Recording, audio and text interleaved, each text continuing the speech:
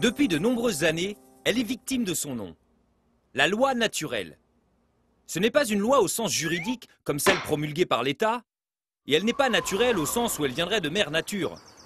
Mais alors, pourquoi ce nom? On dit qu'elle est naturelle parce qu'elle est inscrite dans la nature de l'homme. Inscrite dans son corps comme dans son esprit, qu'il soit seul ou en société. C'est pourquoi, par notre simple jugeote, nous sommes capables de distinguer le bien du mal. Nous mettons alors en marche notre volonté pour nous guider dans notre relation à nous-mêmes et aux autres. Mais notre liberté de jugement est limitée et faillible. Elle est soumise aux conditions physiques, psychiques et sociales de notre existence. Contrairement aux autres lois qui s'imposent habituellement de l'extérieur, c'est intérieurement que la loi naturelle nous invite à agir.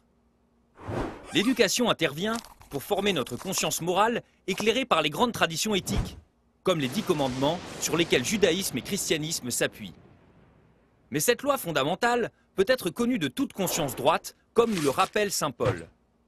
Sans avoir reçu la loi de Moïse, tout homme peut en accomplir naturellement les préceptes parce qu'ils sont inscrits dans son cœur. Une galaxie lointaine l'aurait ainsi reformulé. L'ayant distingué du mal, ce que tu as su identifier comme bien, tu feras. Souvent contestée de nos jours, on essaie de s'en débarrasser. Mais ce qu'elle dit revient sous d'autres formes. Les droits de l'homme, l'impératif écologique, l'éthique dans la science. Face aux aléas de la vie, à nous, chrétiens, de rendre concret ce que cette loi nous rappelle. Agir dans la vérité et l'amour.